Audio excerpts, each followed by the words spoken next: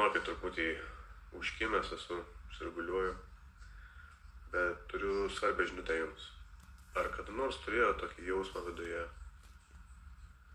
kuomet tiesiog, atrodo, iš nieko ir nieko aktyvuojasi kažkoks keistas jausmas, kuris verčia jūs elgtis nebūdingai, galvoti mintis, kurios nėra būdingos jums, daryti dalykus, kurie taip pat nėra būdingi jums. Ir dažniausiai tik taip tam nutikus mes tarsi atsibundame, suvokime, ką padarėme, kas įvyko, ir tada užduodame savo klausimą, o kodėl aš taip dariau? Ar ne? Aš tikiu, kad tikrai ne vienam taip yra buvę. Mano močiutė sakydavo, kur mane velnias nešė. Ir dabar kai pagalvoju, gal iš tikrųjų yra kažkoks velnias, kuris viduje mūsų yra ir kuris už mus sprendžia tam tikrus dalykus, kuomet mūsų tikrasis aš nėra budrumo būsenoje, ar ne, yra ant kažkokio tai autopiloto. Ir iš tikrųjų, jeigu pagalvotume, tai mūsų viduje gyvena dvi būtybės, ar ne? Mes vadiname ją ego, ar ne? Mes vadiname ją asmenybę, mes vadiname tą būtybę kažkokiais, mes jai prilipdome kažkokias tai etiketės, mes suteikėme jai vardą, pavardę ten ir panašiai, bet labai aišku meditacijoje, kad mūsų viduje gyvena kažkas be mūsų. Tikrasis aš, tas aukštesnysis aš, kuris yra ramus, tylus ir tiesiog stebi viską, jisai, tas tikrasis aš, jisai turi prieigą prie šaltinio, jisai yra tas, kuris turi visą tą galią begalinę, kurią mums suteikė dvasia, ateinant į šitą įsikūnijimą, šitoj realybėj. O tas kitas, ta kita būtybė, tas priešininkas mūsų, jisai nuolatos kalba, jisai neužsikiša. Jeigu kada nors bandėte medituoti, tai supratote, kad mintys nepaliaujamai generuojasi ir verčia mus prisirišti prie tų minčių, ar ne? Verčia mus įsitraukti ir galvoti ir iš esmės tiesiog atima mūsų energiją, ar ne, tokiu būdu. Ir aš anksčiau galvodavau, kad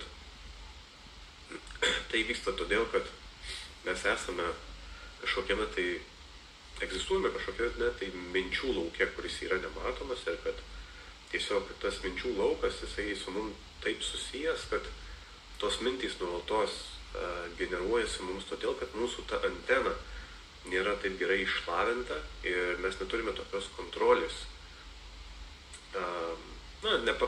Nepakankamai gera kontrolė mūsų tai suvaldyti, ir dėl to mes nuolatos tas mintis gaudam ir daugumą iš mūsų užkimbame ant jų, ar ne, bet iš tikrųjų, kaip pagalvojate, nemanau, kad viskas yra taip.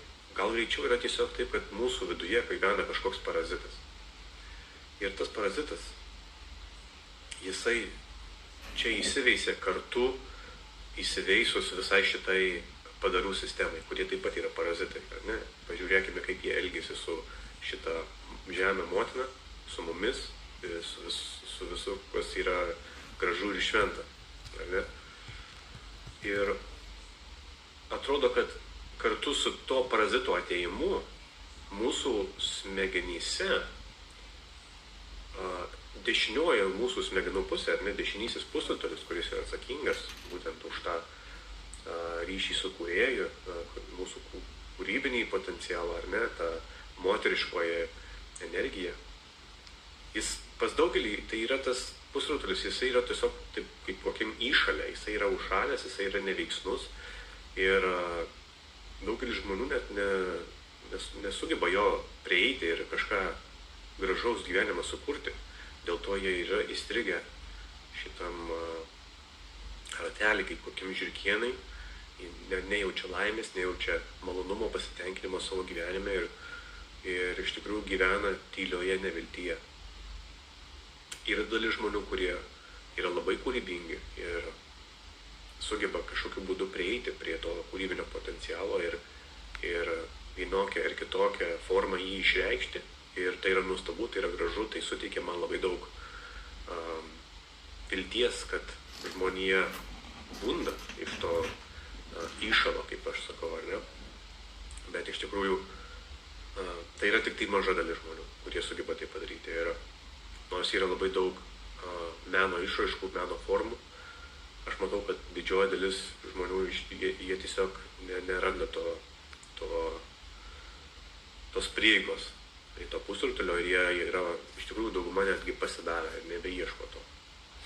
Todėl mano žinutė yra labai paprasta jums. Tiesiog pabūti kartu su savimi ir pakontempliuoti šitą idėją, kad mūsų viduje gyvena kažkoks parazitas. Ir jisai apsimetinėja mumis. Tas parazitas apsimetinėja mumis. Mes žiūrime į veidrodį, mes matome savo kūną, mes žvelgime savo į akis ir mes tapatinamės su tuo kūnu. Mes tapatinamės su savo asmenybė, su savo tapatybė. Mes tapatinamės su vardu ir pavardė, kuri mums buvo suteikta šios sistemos. Mes tapatinamės su savo kažkokiais tai praeities dalykais, kuriuos mes nuveikėme. Ir panašiai, ir panašiai. Bet tai nėra mes. Tikrasis aš, tikrasis tu, tikrieji mes. Mes esame ta tylioji mūsų dalis, kuri stebi viską.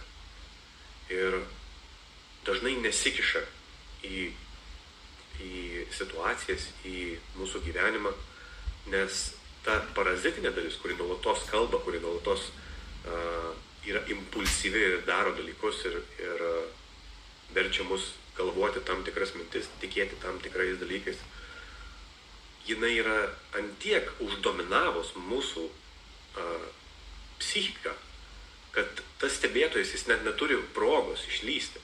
Ir jis niekada neišlys, jeigu mes nesutelksime į tai dėmesio ir savo valia nebandysime pažaboti to parazito. Sakykime, kaip pavyzdys, meditacijos būdu, ar ne? Arba kažkokių kitų praktikų metu.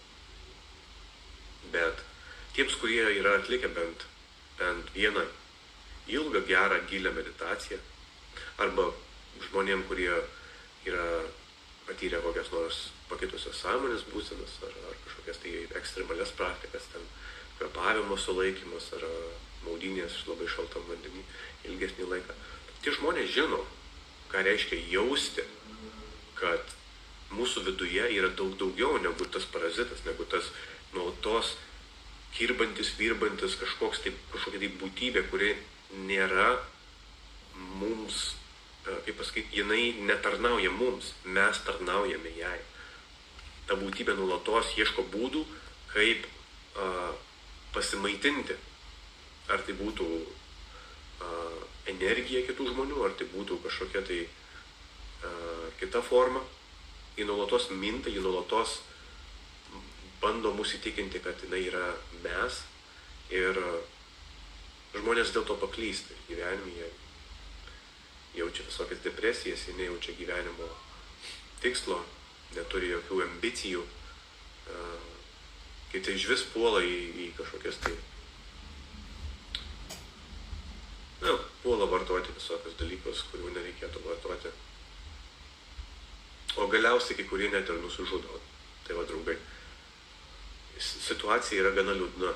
Ir viskas atrodo, ko tai reikia, tai sustoti ir suprasti ir pagalvoti būtent apie tą mintį, kad galima iš viso to, ką mes patiriame, jeigu tai yra nemalonu ir neteikia mums malonumo, džiaugsmo gyvenime, mes galime iš to išsivaduoti labai paprastai.